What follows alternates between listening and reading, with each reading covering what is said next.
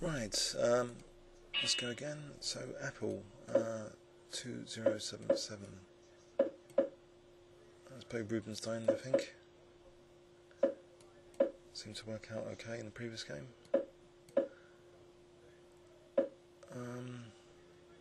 This is Queen C2.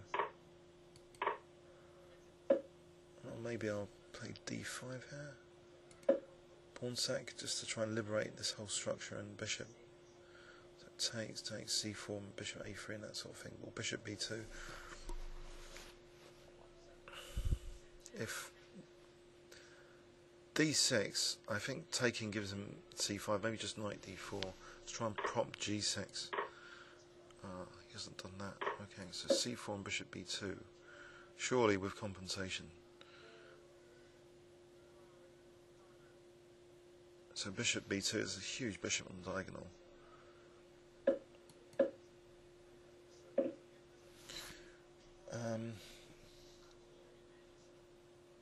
C5?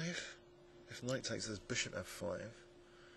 If it doesn't, then I don't know, bishop C4 and knight G5. I'll try C5. So really trying to blast open the position for the bishops. In fact, takes this queen B3.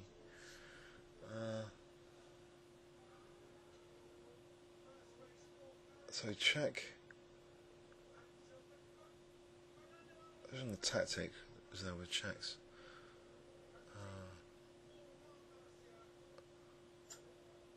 Well, there's C6, bishop takes, so DC. C6 is interesting. Bishop C4 check, rook D1. I think I'll go for that, double pawn sack. Just to get the raking bishops on the diagonals and rook D1. And knight E5.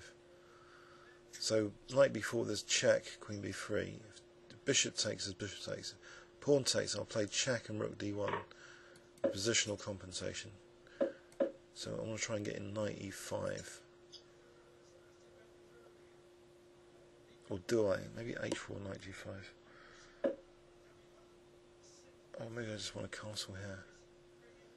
If I just castle here? Because otherwise checks are annoying.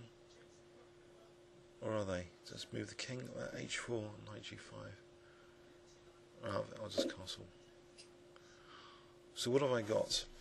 I've got a huge bishop still. I've got the possibility of knight E5. Then maybe F3 to kick this knight.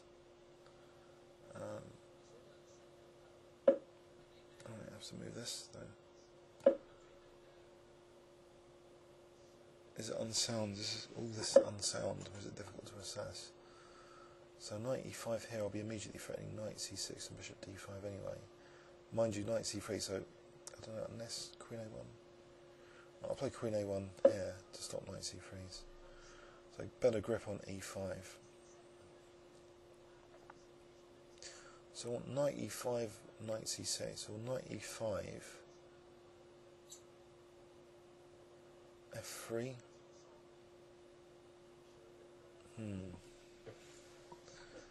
Or even A4 to sort of threaten bishop A3s. No, I think knight E5 is the way. Yeah.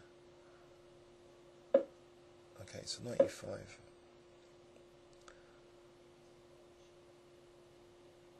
So immediate threat, knight C6.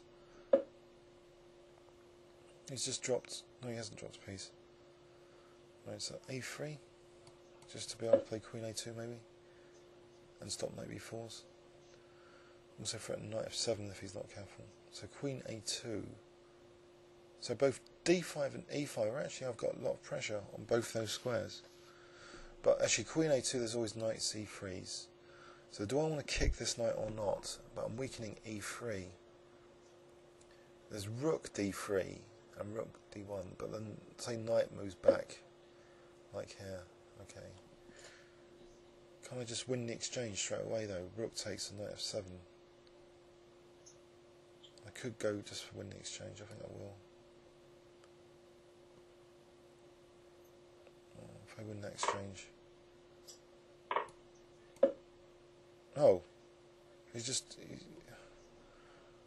blunders horribly. Anyway, I liked the bishops. I thought that was interesting. But he just blunders rook, and the bishop will drop as well. If the knight takes check, knight takes bishop. So let's have a quick look at that. Rubinstein variation, but I enjoy playing this d5 disruptive pawn sack if Black's going to play this f5. And just liberating this lovely dark square bishop. c5 is a very interesting idea as well, I think. And c6 is also interesting. So I don't know, I thought I had an interesting position, but it's probably not that sound. He just collapsed with just one tactical blunder. Comments or questions on YouTube? Thanks very much.